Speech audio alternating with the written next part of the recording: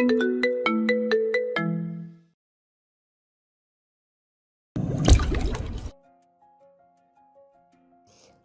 মৃদুলা আর সিমিকে অনুরোধ করেছে বড়দের সাথে যেন এই বিষয় নিয়ে আলোচনা না করা হয়। মৃদুলা অবশ্য উত্তরে বলেছে, আপাতত বলছি না, কিন্তু কথা রাখবো বলে প্রতিশ্রুতিও দিতে পারছি না। ছায়া ফুপু জিজ্ঞাসা করলে বলেছে, ফুপু, বিয়ের ব্যাপারে সিদ্ধান্তটা একটু সময় নিয়ে ভেবে তারপর নাও প্লিজ। সৌমি কি কাউকে পছন্দ করে? তাহলে রাজি হয়ে গেল কেন? করে, কিন্তু এখন বলতে পারছি না ফুপু। ছায়া কোনাক্ষরেও ভাবতে পারেনি ছেলেটা সাইমন হতে পারে। ছোটবেলা থেকে একসাথে বেড়ে উঠেছে ভাই বোন হিসেবে, বড়রা এসব নিয়ে ভাবেননি কখনো, তাই তার মাথাতেও কিছু এলো না। মেয়েটাকে নিয়ে ভীষণ চিন্তা হচ্ছে আমার। মৃদুলা কিছু বলতেই যাচ্ছিল, এর মধ্যে ইশতিয়াকের ডাকে বেরিয়ে আসতে হলো। বাড়ি ফিরতে হবে। তিনি বোনের কাছ থেকে বিদায় নিলেন। সাইমন ঘরে দরজা বন্ধ করে শুয়ে আছে আসার পর থেকে। খাবার সময়ও দরজা খুলল না।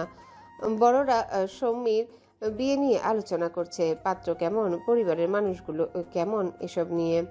মৃদুলা, ইমি আর সিমি মুখ চাচাই করলো। সিমি ফিরে এসে বোনকে বলেছে সব। এসব শুনতে ওদের ভালো লাগছে না। ওরা দ্রুত খাবার শেষ করে উঠে এলো। মাহির কম কথার মানুষ, এই বাড়ি মাতিয়ে রাখে সাইমন। এই বাড়িতে কেউ সাইমনের সিরিয়াস ধরনের মন খারাপ করা সেভাবে চেহারা দেখেনি। আজ একজনের মনের কালো মেঘ আনন্দ বাড়িকে যেন নিস্তব্ধ পুরীতে রূপান্তরিত করেছে। মৃদুলার ঘরে বসে ওরা সলা পরামর্শ করছে কি করা যায় সেটা নিয়ে। সাইমনের দরজায় কড়া নাড়লেন শাহানা। উত্তর এলো, খাবো না মা। না খেলি, দরজাটা খোল, তোকে একবার দেখবো। অজ্ঞতা দরজা খুলতে হলো সাইমনকে। মা ভেতরে এসে ওর গালে কপালে হাত দিয়ে দেখলেন জ্বর আছে কিনা। আমার কিছু হয়নি মা। তাহলে মুখটা এমন ফ্যাকাশে কেন? বললেই হলো কিছু হয়নি। তার সদা হাসি খুশি ছেলেকে এমন নিষ্প্রভ দেখে তার চিন্তা হলো ভীষণ। মায়ের মন তো, কি হয়েছে বলবি? সাইমন কাতর গলায় বলল, মা একটু বসবে? আমি কিছুক্ষণ তোমার কোলে মাথা রেখে শুয়ে থাকবো। শাহানার মনে হলো তার ছেলেটা গভীর কোনো কষ্টে আছে। তিনি বসলেন। সাইমন তার কোলে মাথা রেখে শুয়ে পড়ল। তিনি পরম মমতায় ছেলের মাথায় হাত বুলিয়ে দিতে লাগলেন। কি নিয়ে এত কষ্ট পাচ্ছিস বাবু? একটা অনুরোধ রাখবে মা? বল। এখন কোনো প্রশ্ন করো না প্লিজ। আমি নিজেকে সামাল নিয়ে তোমাকে বলবো। তিনি আর কোনো প্রশ্ন করলেন না, শুধু বললেন, আচ্ছা, প্রশ্ন করব না, তাহলে আমারও একটা কথা রাখতে হবে। বলো মা। একটু পরে আমি খাবার নিয়ে আসব, আমি নিজের হাতে খাইয়ে দেব, তোকে খেতে হবে। মার কথায় আর দ্বিমত করলো না সাইমন। এখন বলতে গেলে যদি আবার ভুলভাল বলে ফেলে, তাছাড়া সে নিজেই দায়ী এই পরিস্থিতির জন্য, নিজেই সব ঠিকঠাক করতে চেষ্টা করবে। এখন একটা ভয় তো কেটেছে যে সৌমি ভালোবাসার কথা জানলে কিভাবে নেবে। এখন সে জানে সেও ভালোবেসেছিল। অভিমানের মেঘ ওকেই সরাতে হবে। ভাইয়া, বাবা ডাকছে তোমাকে। পান্থকে ডাকলো শিমুল, ওর বাবার দ্বিতীয় পক্ষের সন্তান। আসছি। তোমার কাছে কিছু টাকা হবে? কেন? কালকেই তো 50 টাকা দিলাম। এত প্রশ্ন করো কেন? দিতে পারলে দাও, না পারলে না দিবে। কর্কশ গলায় বলল শিমুল। পান্থ এমন আচরণে আর বিস্মিত হয় না, অভ্যস্ত। ছেলেটা কলেজে পড়ে, বকে যাচ্ছে।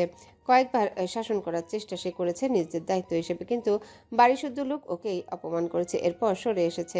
নেই, 10 টাকা নিয়ে যা। তোমার মুরুদ এই পর্যন্ত।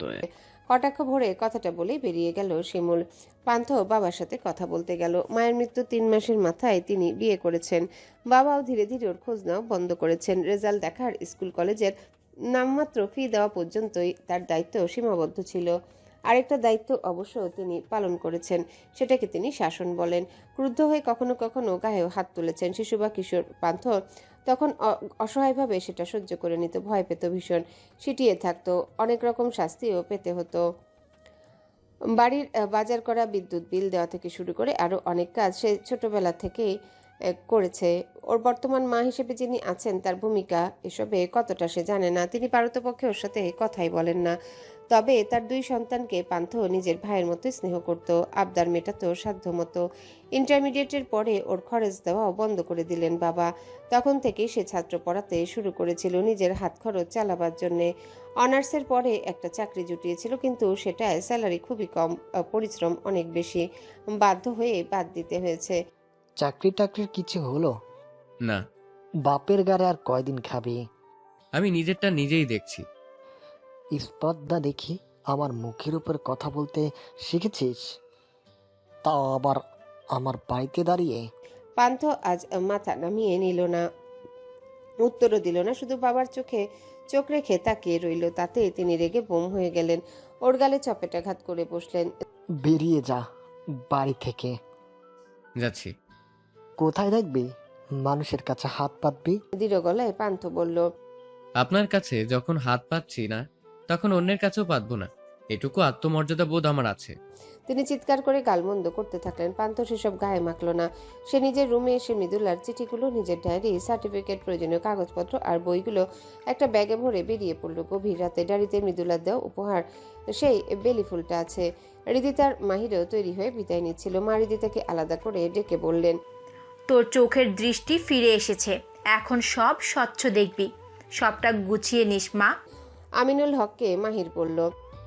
স্যার, আন্টি আপনারা এবার আমাদের বাড়িতে অবশ্যই আসবেন, সবাই খুব খুশি হবে। আত্মীয়তা যখন হয়েছে নিশ্চয়ই যাব শীঘ্রই, তোমরা সাবধানে যাও। এই প্রৌঢ় দম্পতি মনে মনে দোয়া করলেন। তোমরা ভীষণ সুখী হও, পৃথিবীর সব সুখ তোমাদের ঘরে নেমে আসুক। হৃদিতা আর মাহির বাড়ি ফিরল বিকেলে। ফেরার পরে মৃদুলা ওদের দুজনকে সাইমন আর সৌমির কথা জানালো। সাইমন কোথায়? নিজের ঘরে। আচ্ছা, আমি কথা বলে আসি। হৃদিতা ফ্রেশ হয়ে বেরিয়ে এলো। ওর রুনু চাচি ময়নার মাকে ডাকছিলেন। সে এগিয়ে গিয়ে বলল, কিছু লাগবে ছোট চাচি? সাইমন আর মাহিরের জন্য চা দিতে বলেছিল সাইমনের ঘরে। আমি নিয়ে যাচ্ছি।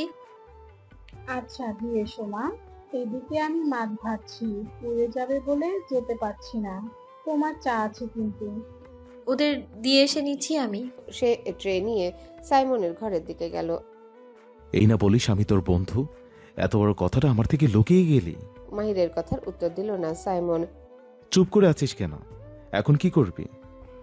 ওকে মানানোর চেষ্টা করব। তোর হাবভাব দেখে কিন্তু মনে হচ্ছে না, বরং উল্টোটা মনে হচ্ছে। সাইমন চোখ রাঙিয়ে মাহিরের দিকে তাকালো। কি মনে হচ্ছে? তুই দেবদাসর ব্রত নিয়েছিস সেটা মনে হচ্ছে। সময় নিচ্ছিলাম। তোর সময় জ্ঞান জঘন্য। সময়ের কাজ সময় করতে হয়, সময়ের কথাও তাই। সময় মতো না বলতে পারলে যাকে বলা সে এভাবে হাতছাড়া হয়ে যায়। এত সহজে হাতছাড়া হতে দেব আমি? আরো কিছুদিন এভাবে ঘরে বসে থাক, আপনা আপনি সমস্যার সমাধান হয়ে যাবে মনে হচ্ছে। খোঁচাচ্ছিস কেন? তো কি করব? তোর সাথে সঙ্গ দিয়ে দরজা বন্ধ করে কানাকাটি করব?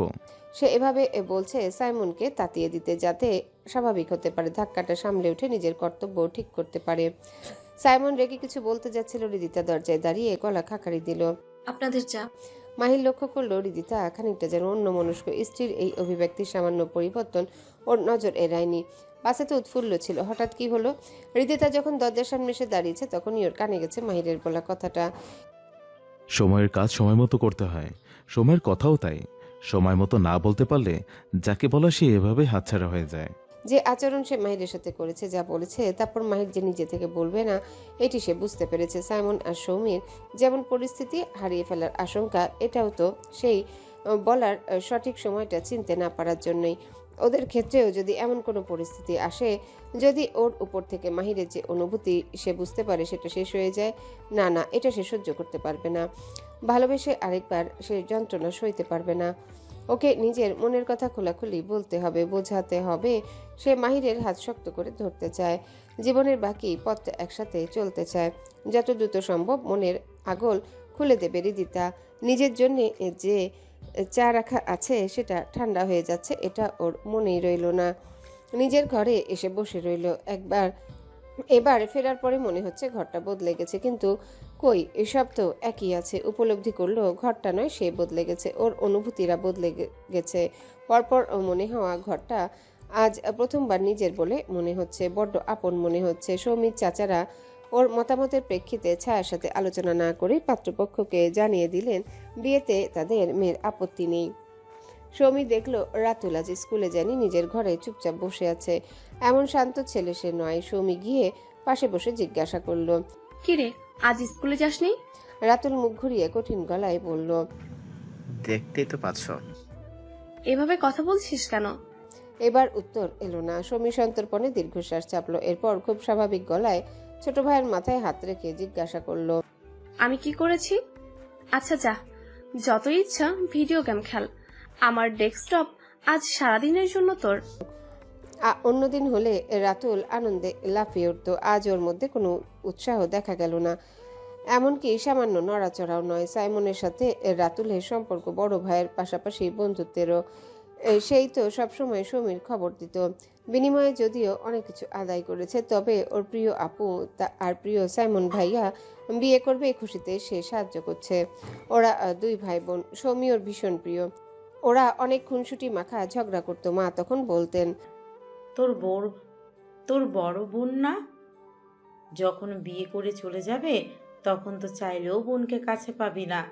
তখন ওর মন কেমন করতো যখন সাইমন ওকে সমীর ব্যাপারে এটা সেটা বলতো, সম্পর্কে জানতে চাইতো।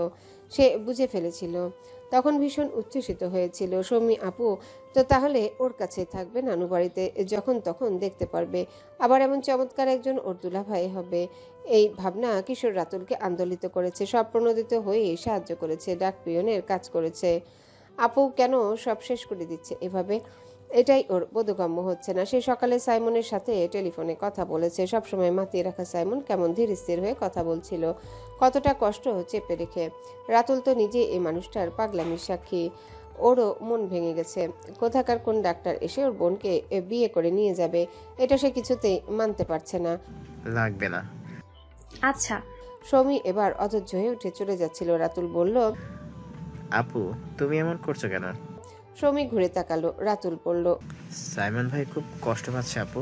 বলতে বলতে কেঁদে ফেললো রাতুল। সমী কাছে এসে ভাইকে জড়িয়ে ধরে বলল, আমার কষ্টটা তোর চোখে পড়ছে না? সেও ফুপিয়ে উঠল। প্রাণপণে চেপে রাখা কান্নাকে প্রবোধ দিতে পারল না। কিশোর মনে একটা প্রশ্নের উদয় হলো, ভালোবাসা এত জটিল কেন? এর উত্তর ওর জানা নেই।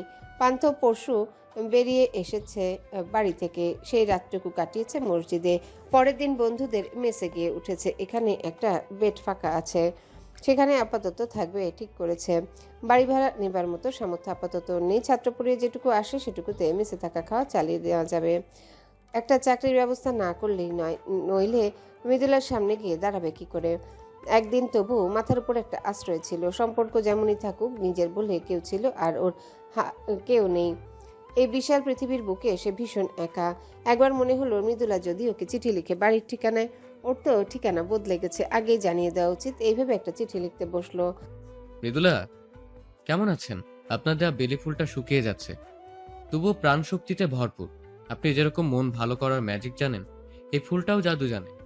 আপনার দেয়া কিনা, হয়তো আপনি যখন ফুলটা ছিঁড়েছিলেন তখন আপনার স্পর্শে আমার ভেতরে থাকা পজিটিভ এনার্জির কিছুটাই ফুলে ঢুকে গিয়েছিল। যে জন্য অসময়ে চিঠি লিখে বিরক্ত করলাম সেই কারণটা বলি। আমার ঠিকানা বদলে গেছে, পুরনো ঠিকানায় আমাকে পাওয়া যাবে না। যদি কখনো লিখতে ইচ্ছে করে নতুন ঠিকানায় লিখবেন। সাহস করে বলেই ফেলি, আমি আপনার চিঠির অপেক্ষায় থাকবো অকারণেই। ইতি, পান্থ। লেখা শেষ করে নিজের অপারগতার কথা মাথায় এলো পান্থর। চালচুলোহীন হয়ে কি করে রাজকন্যার হাত ধরার স্বপ্ন দেখছে? এমন অলীক স্বপ্ন দেখাটাও তো অন্যায়। তবুও ভাবে বন্ধু হিসেবে তো ওকে বরণ করে নিয়েছে মৃদুলা। বন্ধুত্বে তো এত ভেদাভেদ জানে না। বন্ধু হিসেবে না হয় থাকুক, তবুও কিছু একটা সম্পর্কে ওর সাথে জুড়ে থাকুক। অদ্ভুত সাহসী বেপরোয়া খানিকটা পাগলাটে হৃদয় উজাড় করে হাসতে পারা মেয়েটা, যার হাসি মুখ শত বিষাদেও পান্থর ঠোঁটের কোণে এক চিলতে হাসি এনে দেয়। হৃদিতা পড়েছে দুশ্চিন্তায়। কি করে নিজেকে মেলে ধরবে সেটাই বুঝতে পারছে না। আকারে ইঙ্গিতে করতে চেষ্টা করেছে, কিন্তু লাভ হয়নি। এসব সে পারেও না। সে খুব চুপচাপ হতে পারে, মানুষের ভাষ্যমতে অসামাজিক হতে পারে, কিন্তু ভনিতা জানে না। রাগ, ক্ষোভ, ব্যথা, আনন্দ সবই সে অকপটে প্রকাশ করতে পারে। তবে এখন এই জড়তা কোথা থেকে এলো? মাহিরের সামনে দাঁড়ালেই কেমন অচেনা লজ্জা এসে ওকে রাঙিয়ে দিয়ে যায়। সে তো এমন নয়। আজ আলমারি থেকে পোশাক বের করতে গিয়ে শাড়িটা চোখে পড়ল। মাহির এনেছিল ওর জন্যে, সাবেরির হাতে ওকে দিয়েছিল। সাথে সাথে যেন উপায় পেয়ে গেল, কিন্তু সে সুন্দর করে শাড়ি পরতে পারে না। কুচি অগোছালো হয়। এই শাড়ি নিয়ে গিয়ে কারো সাহায্য চাইতে পারবে না, ভীষণ লজ্জা করবে ওর। সে মায়ের ঘরের দিকে গেল। দুই একবার প্র্যাকটিস করলে হয়ে যাবে। সাইমন আর সমীর অবস্থা দেখে ওর মধ্যে যে আশঙ্কা ঢুকে গেছে তা প্রবল হচ্ছে। মায়া পারতপক্ষে বাইরে যায় না। নানাজন নানান কথা বলে, কেউ সহানুভূতি নিয়ে, কেউ সহানুভূতির আড়ালে খুঁচিয়ে ওর ক্ষতে আঘাত করতে চায়। কিন্তু এভাবে তো চলতে পারে না, সে তো কোনো ভুল করেনি, তাহলে কেন শুধু শুধু ঘরে বসে থাকবে? তাছাড়া হোটেলের কাজটাও শুরু করে দিতে হবে। নিজের সক্ষমতাকে কিছুতেই আর হারিয়ে যেতে দেবে না। কথা আর নিজের অবলম্বন নিজেই হবে। মায়া ফুপু আসবো? কে রিদি? এসো। রিদিতা ভেতরে এসে জিজ্ঞাসা করলো, কথা কই? মৃদু ছাদে নিয়ে গেছে, খেলছে বোধহয়। কিছু বলবে? আপনারা কি সুন্দর করে শাড়ি পরেন, আমাকেও একটু শেখাবেন ফুপু? শাড়ি পরবি? এখন পরবো না, ভাবলাম শিখে রাখি এমনিতেই। মায়া উঠে দাঁড়ালেন। মৃদু হেসে রিদিতার চিবুক ধরে বললেন, এত ব্যাখ্যা দিতে হবে না, আমি শেখাচ্ছি। রিদিতার ভীষণ লজ্জা পেয়ে গেল। মায়া ফুপু সব বুঝে ফেললেন নাকি? রিদিতা মায়ের কাছে কৃতজ্ঞ। ওর দুঃসময় মাহিরের সঙ্গ যেমন ম্যাজিকের মতো কাজ করেছে, তেমনি মনোবল দৃঢ় রাখতে পেরেছে মায়ার জন্যে। এত ভালোবেসে এত বড় প্রতারণা সহ্য করেও কি করে ঘুরে দাঁড়াতে হয়? মায়াকে না দেখলে এত তাড়াতাড়ি সে নিজেকে সামলে নিতে পারতো না, হয়তো খারাপ কিছু একটা করেও ফেলতে পারত। কি অদ্ভুত মনোবল মায়া ফুপুর! এখন সব চেপে কি চমৎকার করে হেসে হেসে ওকে শাড়ি পরা শেখাচ্ছেন। সাইমন আর সৌমির সাথে কথা বলতে এসেছে, আজ বাড়িতে যায়নি। বড়দের এখনই কেউ জানাতে চায় না। মৃদুলাকে নিয়ে এসেছে, সেই দেখা করতে চায় বলেছে। সাইমন আসবে এটা জানে না। সৌমি এসে ওকে দেখে বলল, মৃদু, তুইও ওকে কেন এনেছিস? মৃদুলার মুখ খোলার আগে সাইমন তড়িঘড়ি করে বলল, ওর দোষ নেই, আমি বলেছিলাম ওকে। কেন এসেছিস? ডাক্তার পাত্র দেখে গলে যাওয়া লোভী মেয়ের সাথে তোর কিসের কথা? সৌমির অভিমান জড়ানো ক্ষোভে সাইমন আরেকবার অনুশোচনায় দগ্ধ হলো। এই কয়েকদিনে নিজের ভালোবাসাকে আরো বেশি করে অনুভব করেছে সে। বিচ্ছেদের আশঙ্কায় বারবার শূন্য হয়ে গেছে হৃদয়, নিজের উপরে অসম্ভব রাগ হয়েছে। আরেকবার মুখোমুখি হলে যেন সংযম ধরে রাখতে পারে, তার জন্য নিজেকে প্রস্তুত করেছে। আমি ওইভাবে বলতে চাইনি, বিশ্বাস কর। আমাকে তুই সেই ছোটবেলা থেকে চিনিস। এর আগেও তো তোকে কত কি বলেছি, তুইও বলেছিস। তুই কই তখন তো এভাবে রেগে যাসনি? আমাদের মতবিরোধ হয়েছে, কিন্তু কখনো কাউকে অসম্মান করিনি। দুটো এক নয়। এই বোধটা তোর যখন হয়নি, তখন কথা বলতে আসা উচিত হয়নি। বললাম তো এভাবে বলতে চাইনি। কিভাবে ক্ষমা চাইলে তুই অ্যাকসেপ্ট করবি বল? আমি সেভাবে তোর কাছে ক্ষমা চাইবো, শুধু অনুরোধ করব, আমাকে শাস্তি দিতে গিয়ে নিজের জীবনটা নষ্ট করিস না। বিশ্বাস কর, তোকে ছাড়া আমার চলবে না সৌমি, আমি ভালো নেই। তুই একবার এই ধরনের কথা বলেছিস, এখন হারাবার আশঙ্কায় অনুশোচনা হচ্ছে। ভবিষ্যতে পেয়ে গেলে যে আবার বলবি না, তার নিশ্চয়তা কি? ভবিষ্যতের নিশ্চয়তা তো কেউ দিতে পারে না, তবে আমি নিজের কথা বলতে পারি। এই কদিনে আমি ভালো ছিলাম না। আমার জীবনের সবচাইতে খারাপ সময়ে এটা। তোকে হারিয়ে ফেলার ভয় আমাকে পুড়িয়েছে। আমার জীবনে তোর গুরুত্ব আমি উপলব্ধি করেছি। জেনে বুঝে নিজের ভালো থাকার রসদ নিজের হাতে নষ্ট করব? যদি ভুল করে ফেলি অজান্তে, তুই আমার পাশে থেকে শাসন করে সেটা শিখিয়ে দিবি। আমার শাসন তুই মানবি? একবার সুযোগ দিয়ে দেখ, আমি তোর বিশ্বাস ভাঙবো না। তুই আমাকে লোভী বললি কি করে? তুই সেজেগুজে বসে গেলি, আবার ওরা পছন্দ করেছে, আমি মাথা ঠিক রাখতে পারিনি। তুই বলতে চাইছিস আমি অপছন্দ করার মতো মেয়ে? সেটা কখন বললাম? ঘুরিয়ে পেঁচিয়ে তো বললি। তাই ঘুরিয়ে পেঁচিয়ে ঝগড়া করতে চাইছিস? এখনই আমার কথা তোর পেঁচানো মনে হচ্ছে, সামনে কি বলবি? আরে অদ্ভুত, কোথাকার কথা কই নিয়ে যাচ্ছিস? ধৈর্য হারিয়ে ফেলেছিস তো।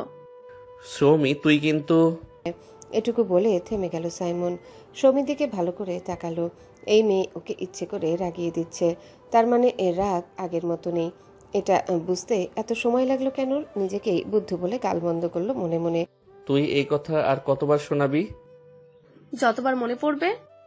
তার জন্য তো তোকে আমার সাথে সারা জীবন থাকতে হবে। অন্য জায়গায় বিয়ে করে ফেললে তো যতবার মনে পড়বে ততবার বলার সুযোগ পাবি না।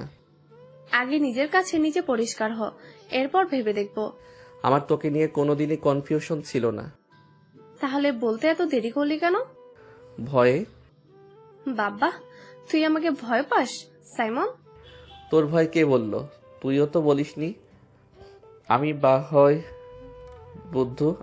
বুদ্ধ, তোর মাথায় তো বুদ্ধি আছে, দাবি করিস, তুই বলতে পারিসনি? তুই যে দুধের বাচ্চা, আটকাল দাঁত এখনো ওঠেনি।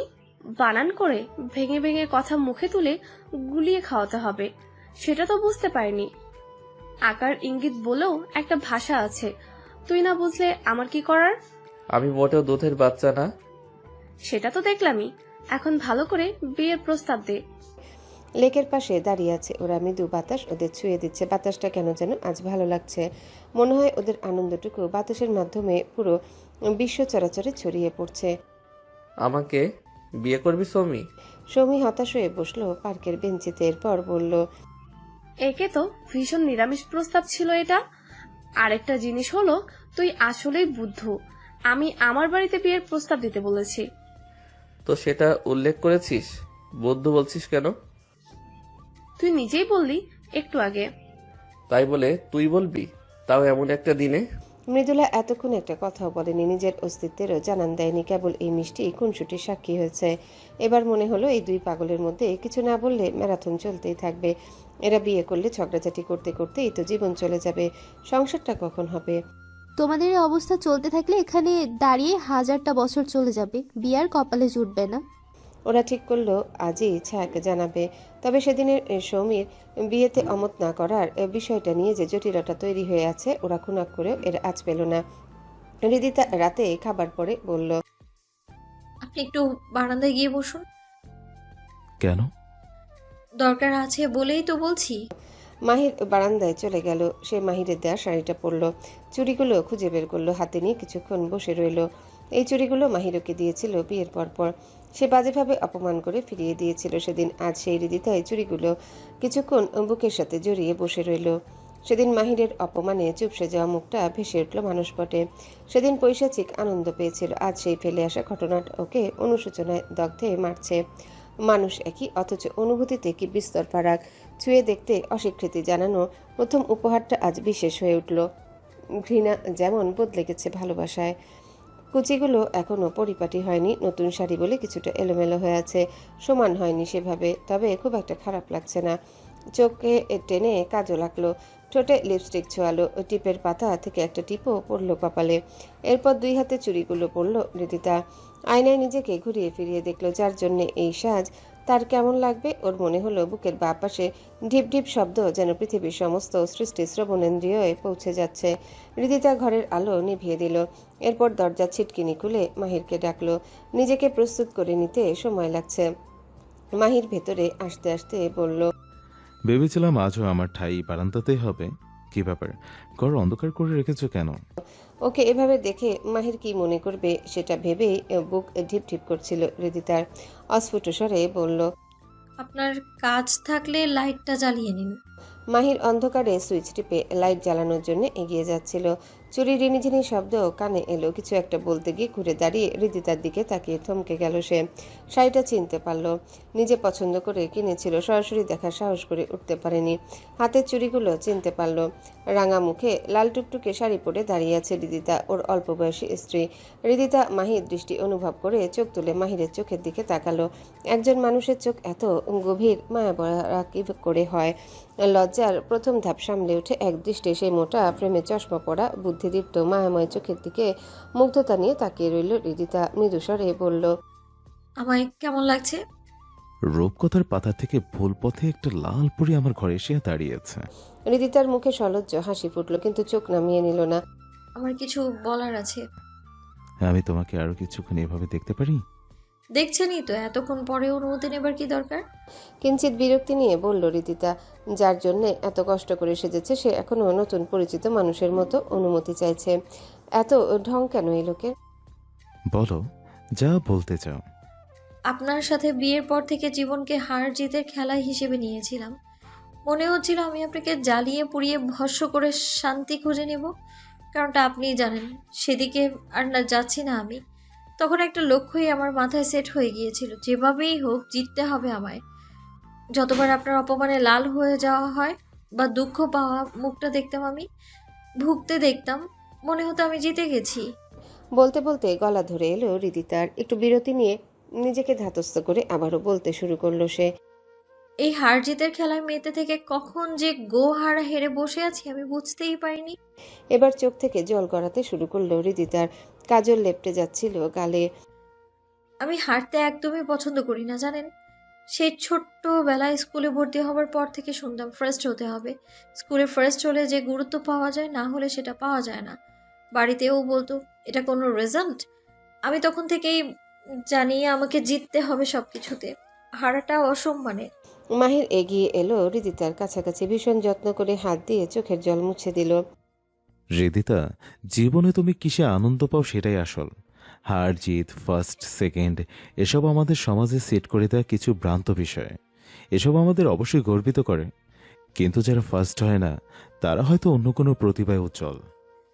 আমি এখন বুঝতে পারি, এই যে হেরে গেলাম, এতে আমার এতটুকু কুণ্ঠাবোধ হয়নি। কারণ কি জানো, হৃদিতার সম্বোধনের পরিবর্তন যেন মাহিরের কানে সুধা বর্ষণ করলো। সে উত্তরটা শুনতে চায় স্ত্রীর মুখ থেকে। কি? এবার হেরে গিয়েও ফলাফলের ঘরে তোমায় পেয়েছি মাহির। হারের মধ্যে যদি এমন অমূল্য উপহার থাকে তবে হারাতে আমার ভয় নেই। আমি বরং বারবার হেরে যাব। এভাবে কাঁদতে নেই, কেঁদো না প্লিজ। মিছিমিছি চোখের জলের অপচয় করতে নেই। বাহিরের গলায় অদ্ভুত আন্তরিকতা। ভুল মানুষের জন্য তো কত জল অপচয় করলাম। আমার চোখে 7 সমুদ্রের জল জমে আছে এখনো। বাকি জলটুকু না হয় তোমার জন্যে ঝরালাম। তোমার মনে আছে আমাদের বিয়ের পর একটা ঘরোয়া আয়োজন হয়েছিল? আয়না দেখানো হচ্ছিল দুজনকে। আমি দেখছিলাম তোমার চোখে 1 সমুদ্র বিষাদ জমেছিল। সেদিন আমি একটা প্রতিজ্ঞা করেছিলাম। কি প্রতিজ্ঞা? যে কথাগুলো মাহি সেদিন মুখে বলতে পারেনি, মনে মনে আরো অসংখ্যবার বলেছে। আজ সেই কথাগুলো ভাষা খুঁজে পেল। আমার জন্য আজ তোমার যে চোখে জল গড়াচ্ছে, সেই চোখে আমার জন্য ভালোবাসার প্লাবন ঝরবে হৃদিতা। তুমি দেখে নিও, তোমার ওই বিষণ্ণ মুখে আবারও আনন্দ ঝলমল করে উঠবে। আনন্দ বাড়ির বড় ছেলের প্রতিজ্ঞা এটা। হৃদিতা মাহিরের বুকে মাথা রেখে কাঁদছে। সে আর বাধা দিল না, কাঁদুক হালকা হোক। কিছুক্ষণ পরে মাহির বলল, তোমার চোখে যে 7 সমুদ্রের জল জমে আছে সব এখনই ছেড়ে ফেলো হৃদিতা। তুমি আমার পাশে, আমি তোমার পাশে। জীবনের বাকি পথটুকুতে বিষাদে তোমার চোখের জল যেন না ধরে আমি সর্বোচ্চ চেষ্টা করব। এত ভালো কেন তুমি? তোমার মুখে তুমি শুনতে ভীষণ ভালো লাগছে, ভীষণ মিষ্টি। হৃদিতার লজ্জা ফিরে এলো আবার। এতক্ষণ খেয়ালই করেনি বিষয়টা, অবচেতনে বলতে শুরু করেছিল। আমাকে অনেক ভালোবাসবে মাহির?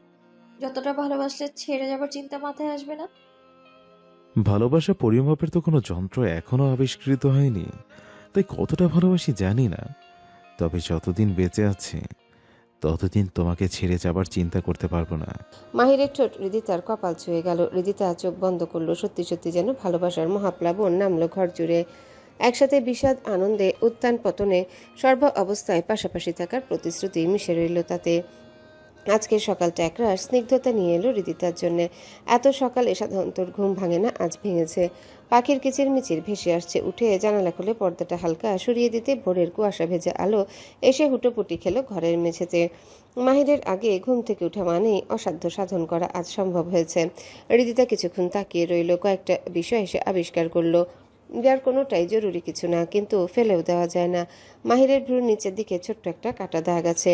চশমার জন্য দেখা যায় না, দেখা গেলেও মন্দ লাগতো না। ছোটবেলায় কোনো দুষ্টামি করতে গিয়ে এটা কেটেছে নিশ্চয়ই। জিজ্ঞাসা করতে হবে তো, মানুষটার ছেলেবেলা কেমন কেটেছে, দুষ্টুমি করেছে কিনা, ডান পিটে ছিল নাকি এখনকার মতোই কিঞ্চিত রাশভারী তবে অকপট ছিল। কপালের দিকের কিছু চুল চোখের কাছাকাছি চলে এসেছে, সেজন্য যেন ঘুমের মধ্যেও খানিকটা বিরক্ত, কপাল কুঁচকে আছে। হৃদিতে হাত দিয়ে চুল সরিয়ে দিল। বিছানার পাশে টেবিলে রাতের খুলে রাখা চুড়িগুলোর দিকে চোখ যেতে দুষ্টুমি বুদ্ধি খেলে গেল। চুরি পরে হাতটা নিয়ে মাহিরের কানের কাছে আলতো করে নাড়ল। এরপর ধীরে ধীরে রিনিঝিনি বাড়াতে লাগলো। মাহিরের ঘুম খুব বেশি কারো না হয় দ্রুত ভেঙে গেল। শুভ সকাল হৃদিতা। ঘুম জড়ানো গলায় বলল মাহির। শুভ সকাল। একটা কথা জিজ্ঞেস করি? কি কথা? তুমি রাতে আমাকে লাল পরীর সাথে তুলনা করেছিলে, তখন আমার আসলে তোমাকে কিছু বলা হয়নি। এখন বলি, তুমি স্নিগ্ধ সকালের মতো প্রশান্তিদায়ক। আমার ভীষণ এলোমেলো জীবনে অন্তত তুমি এভাবেই এসেছিলে, মিছে রোদ হয়ে। বোর কতটা স্নিগ্ধ হয় একদিন দেখাবো তোমাকে। সামনে শীত এলে একদিন ভোরবেলা যেও আমার সাথে, যাবে? তুমি যেখানে নিয়ে যাবে সেখানেই যাব। এত বিশ্বাস? বিশ্বাস না করতে পারলে ভালোবাসলাম কি করে মাহির? একটুখানি ভালোবাসা, বিশ্বাস অবিশ্বাসের দোলাচল এইসবে আমার চলবে না। আমার পুরো বিশ্বাস চাই, ভালোবাসাও পুরো চাই, সমর্পণ চাই, সমর্পিত হতে চাই, 100-তে 100 চাই আমি। আধা আধি ভগ্নাংশ ওসবে আমার পোষাবে না।